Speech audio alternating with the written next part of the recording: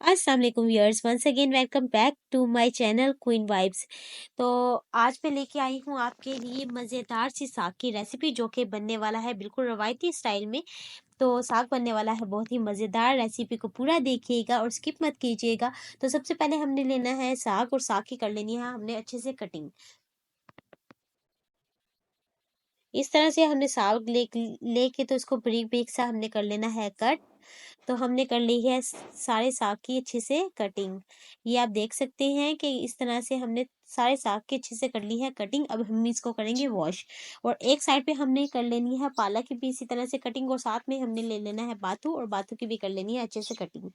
अब हम इन तीनों चीज़ों को अच्छी तरह से वॉश करके एक प्रेशर कुकर में शामिल करेंगे। तो देख सकते हैं कि साग ज़्यादा था, तो इस तरह एक प्रेशर कुकर में आएगा नहीं। तो हमने प्रेशर कुकर में साग डालना है और नीचे चूल्हा हमने जला लेना है। और जैसे ही ये साग पकेगा तो ये आहिस्ता आहिस्ता से नीचे बैठता जाएगा, और हम इसमें मज़ीद साग ऐड करते रहेंगे जब तक कि हमारा सारा का सारा साग इसमें शामिल ना हो जाए। और दूसरे चूल्हे पे हमने पालक को अलग से बॉयल करने के लिए रख दिया है, ताकि पालक अच्छी तरह से पक जाए। तो इस तरह से मैं आहिस्ता आहिस्ता से इसमें साग को कर रही हूँ शामिल। तो आप देख सकते हैं कि इस तरह से तमाम साग मैंने इस प्रेशर कुकर में शामिल कर दिया है, और जो साइड पे पालक रखी थी तो वो भी अच्छी तरह से हो चुकी है बॉयल। अब इस पालक को हम प्रेशर कुकर में ही शामिल कर देंगे।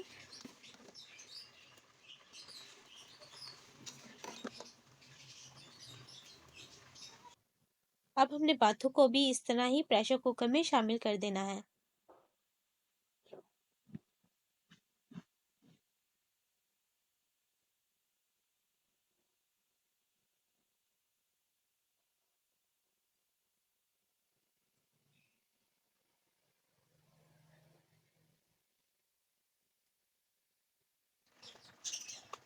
अब हम इसमें शामिल करेंगे 1 चम्मच नमक।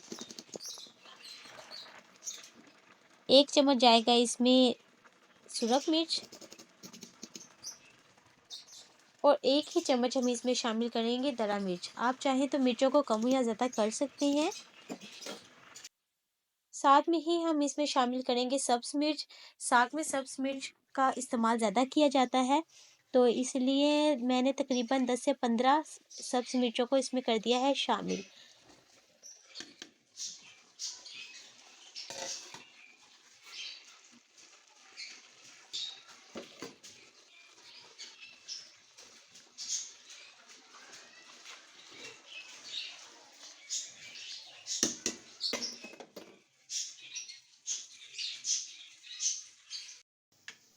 अब हमने प्रेशर को कर देना है बंद, और इसको तकरीबन हम 30 से 35 मिनट तक पकाएंगे, ताकि ये जो साग है अच्छे से पक जाए और अच्छे से मिक्स हो जाए।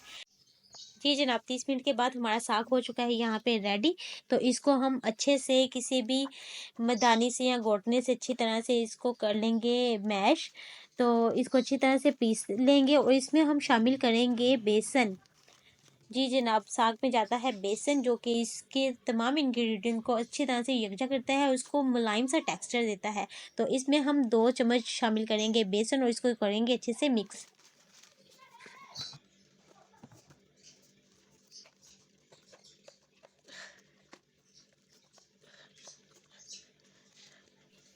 तो यहाँ पे साग हमारा अच्छे से पिस चुका है। तो अब इसकी बारी आती है तड़के की। तड़का डालने के लिए हमने सबसे पहले एक कढ़ाई में शामिल करना है ऑयल को, और ऑयल को कर लेंगे हम अच्छे से हीट।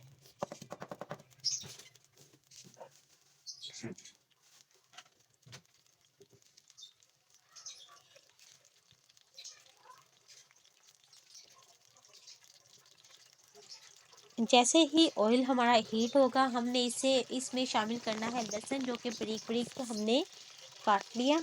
आप चाहें तो इसमें लहसुन को है पीस के भी डाल सकते हैं। तो वो आप पे डिपेंड करता है आप किस तरह से लहसुन खाते हैं, पीस के खाते हैं या इसको ब्रिक चॉप करके खाते हैं। तो इसमें हम शामिल कर देंगे लहसुन को, और लहसुन को अच्छी तरह से कर लेंगे हम ब्राउन।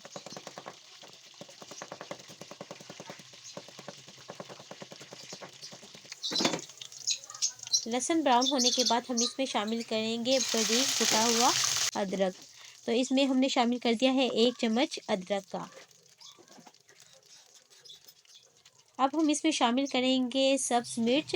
تو جیسا کہ میں نے کہا کہ ساگ میں مرچوں کا بہت زیادہ استعمال کیا جاتا ہے، اس لیے ہم اس میں دوبارہ سبز مرچیں ایڈ کریں گے، اور ہم نے شامل کیا ادھر 1 چمچ ریڈ مرچ اور 1 چمچ ہی دڑا مرچ کا۔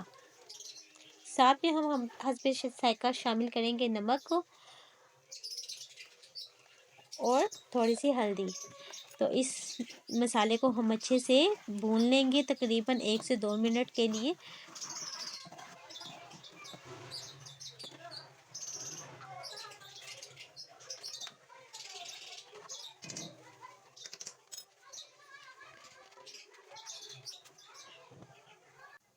مسالے کی اچھے سے بنائی کرنے کے بعد اب ہم اس میں شامل کریں گے ساگ کو، اور اگر ابھی تک آپ نے میرا چینل سبسکرائب نہیں کیا تو پلیز سبسکرائب کر دیں، اور اگر میری ویڈیو اچھی لگے تو پلیز لائک ضرور کیجیے گا۔ تو اب ہم اس ساگ کی کر لیں گے اچھے سے بنائی۔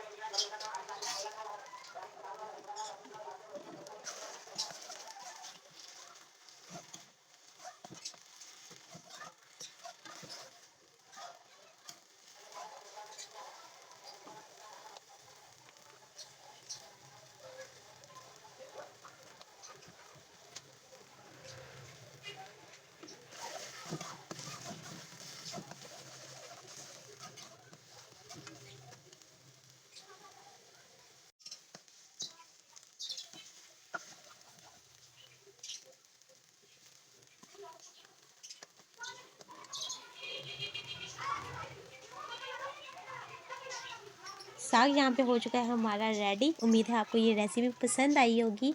تو ملتے ہیں آپ سے ایک اور ریسیپی کے ساتھ، تب تک اپنا خیال رکھیے گا۔ اللہ حافظ۔